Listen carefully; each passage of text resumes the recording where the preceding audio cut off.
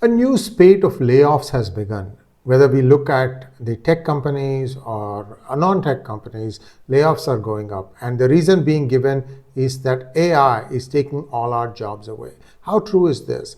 How is AI so good that many of the jobs are getting lost? I think there's a reality check here, and I want to just try to explain to you what is going on and whether this is going to affect the entire world or is it localized to some sectors of some countries. Please like this video, and I have a small slide deck for you, and I'm going to show you which of the sectors have a problem and which countries may perhaps weather it better than the other. And is India going to be one of those?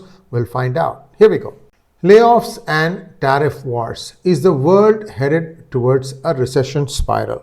What is the truth here? It's very easy to wring your hands and say, well, AI is taking jobs away and therefore recession is going to be there because many people are going to be replaced by AI software, AI robots, whatever you want to call it, AI bots, AI apps, fast GPT, whatever, and how true is this? Yes, some jobs will go away because of it, but is that true for all sectors? That's what we're going to take a look at. The companies that are announcing layoffs are not limited just to America. Even in India, many companies are laying off. Microsoft, TCS, NASA, giants across private and public sectors are cutting back on many jobs. In fact, I'm hearing that NASA is planning to cut 20% of its workforce. Is this all because of the AI revolution? What is it that AI has done that makes human capital redundant? This is a question that we're going to be looking at. Now, is it just AI or is there a deeper economic storm coming? Because AI is not only going to affect tech, it's also going to affect non-tech sectors also. Anything that can be done repetitively in a better way, that is going to be basically taking out the human element. Already we have seen many such jobs vanish when blue-collar workforce went away because of automation. So AI is another automation on steroids, if you will. I mean, this is a lose-lose definition, but I'm just saying that yes, AI does have an impact, but how does one come from under that? That is the question. Now, what are the number of jobs that are being lost? Microsoft, 15,000 jobs slashed this year, despite record profits. The reason probably is that they feel some of their projects are no longer needed to be developed. And when that happens, the entire group just becomes redundant and they sometimes just shut down the whole division. TCS is cutting 12,000 roles, especially in mid-level, citing automation and weak global demand. Mid-level cutting is not just that. In my opinion, it's also more expensive to put these people in various companies, and therefore mid-level people are always looked at. Unless you are producing for 2 or 3 people, then you are no longer needed. AI could be one excuse for people to be laid off, but I have seen mid-level and higher level, they are always under the scanner because the moment they start sitting on the bench, the costs start running up for the company and they are looking at ways to eliminate such thing. NASA is facing budget cuts and it's letting go of up to 20% of its workforce. I have seen some people work at NASA. It's not a greatest employer. They have already been, using a lot of consultants. I wonder where the latest round of cuts are going to be.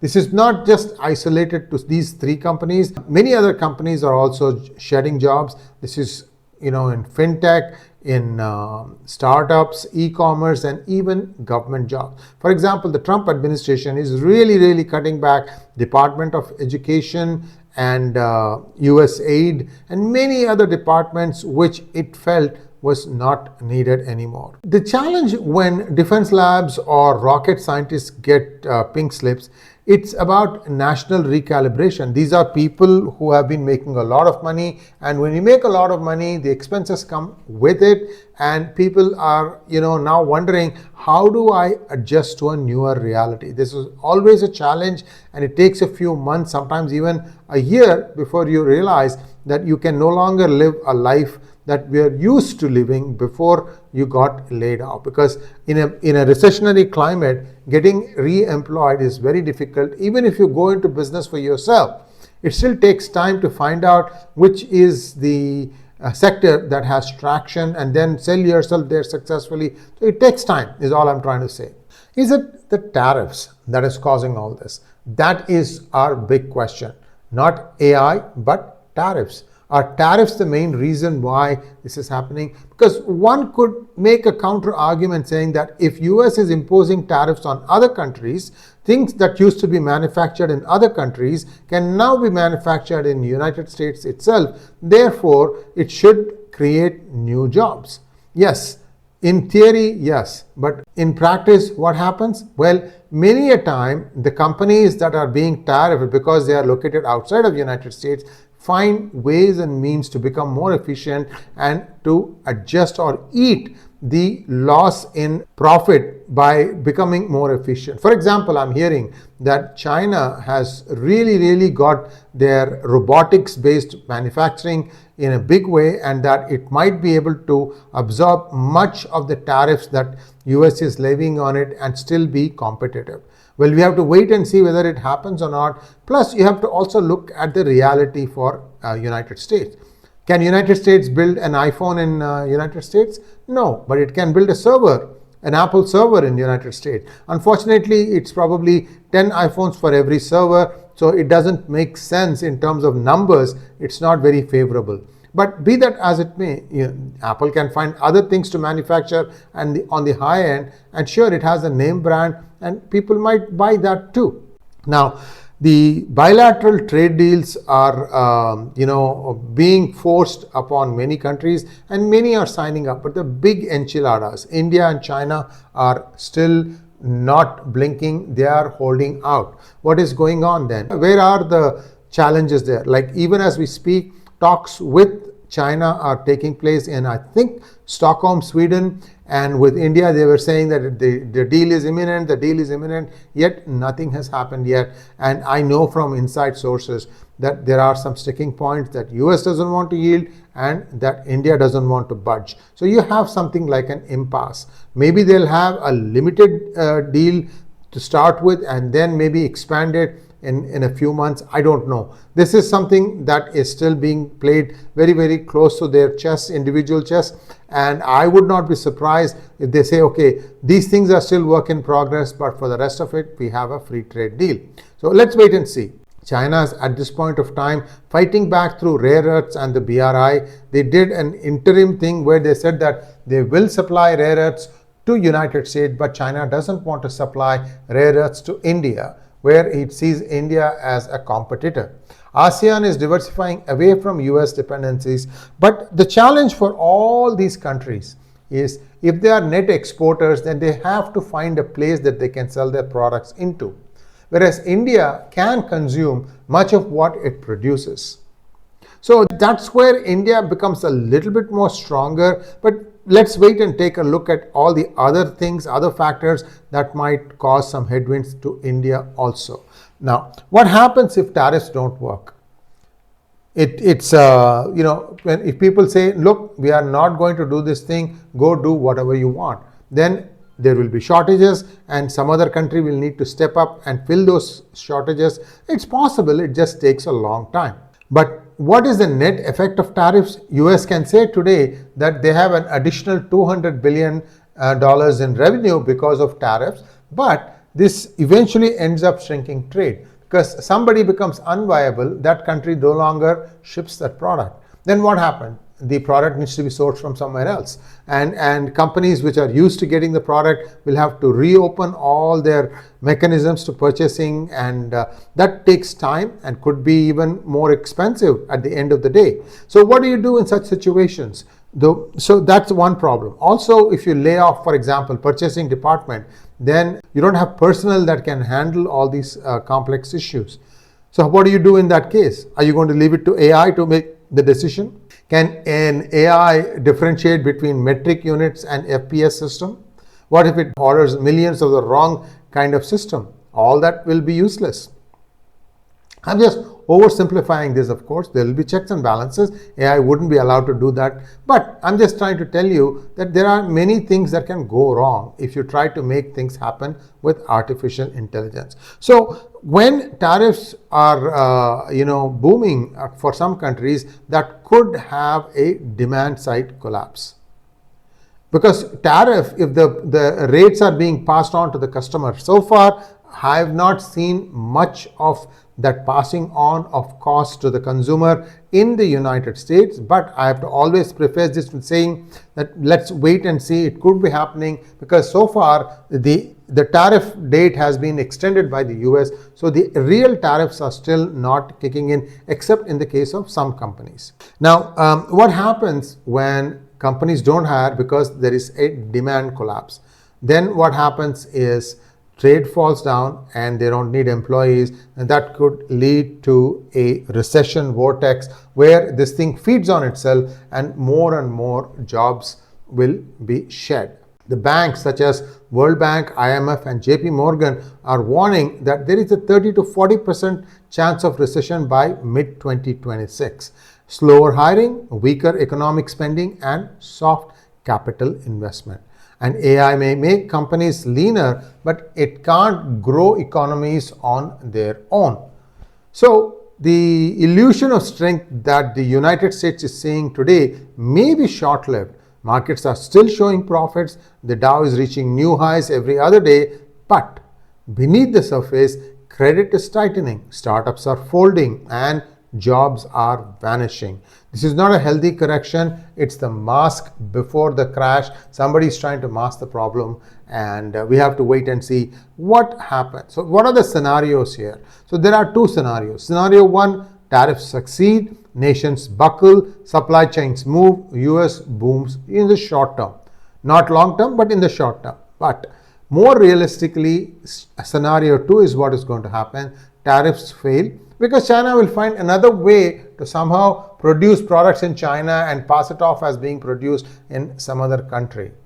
Retaliation will happen, layoffs will rise, and confidence drops. And this confidence is a big deal. When confidence drops, people who may have genuine positions may hesitate to hire. And if 4 or 5 companies start hesitating, then this becomes more like a torrent and everybody stops, breaks, and then hiring stops, and that causes challenges of its own. The problem also is that if you want to win a war against countries, you don't make your own army unemployed and your allies angry, because right now Europe is screaming at the United States for being forced to make a deal that it thinks is unfair. But let's take a look. So this is a world scenario. Let's take a look at what is happening in India. How is India faring this storm or the approaching storm? Let's take a look at some of the companies, how they are trying to mitigate this problem. Flipkart is relocating its global headquarters from Singapore back to India, aligning with IPO plans and leveraging local market strength. So it's I don't know, I have to read the stories about Flipkart. Have they pulled themselves out of Walmart? Is that what it is? Because Walmart had made a big splash saying that they are going to challenge Amazon with this acquisition. What happened? PhonePe, Razorpay, Pine Labs, Zepto, Udaan, Grow, Meesho, all these people are moving their headquarters from Singapore to India to reduce costs.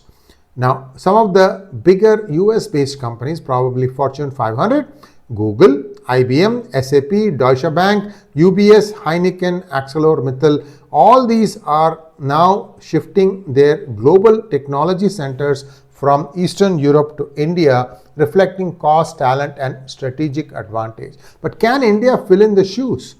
How long will it take before India is adequately able to supplement or become the same as those countries that were producing these products for the big companies? And that remains to be seen, because this means that you have good workforce that is capable of being trained at a very short notice into new technologies, new platforms, new software.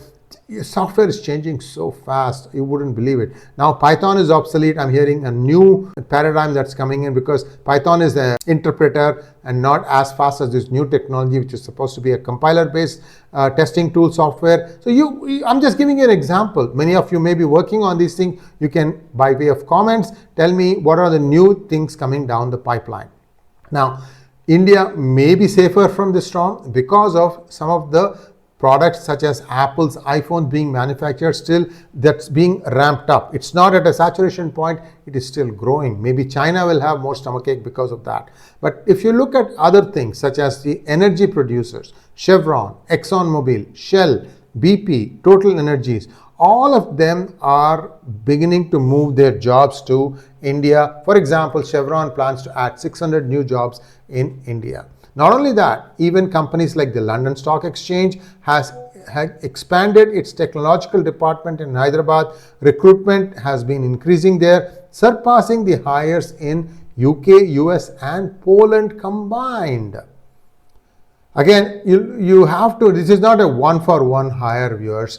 Whenever I used to hire in India, I used to have a redundancy also. That means for every job in US that used to be let go, I used to hire 2 to 2.5 people in India because the costs are less, but also the capabilities are also less, takes longer to deliver a product. So there is always this judgment, this quality, that consciousness that kicks in. So we have to wait and see how quickly, that's what I said, how quickly the new workforce in India adapts to newer technologies, newer programming languages, new paradigms, and so on and so forth. Walmart has leased a 465,000 square feet in Chennai Tech Hub, and it already has 8,000 employees in Bengaluru, the largest global tech R&D base besides the United States. Why this all matters? Well, it matters because Fortune global companies are choosing India over traditional hubs whenever possible. Headquarters, tech services, supply chains, and R&D are being shifted to India, creating long-term economic anchors. A young, skilled workforce helps India bypass global shortages, especially in finance, AI, cloud, and engineering roles. There's also a silver lining because of AI, and I'll explain that in just a moment. India's non-aligned policy allows high-value trade relationships with both Western and Eastern blocs.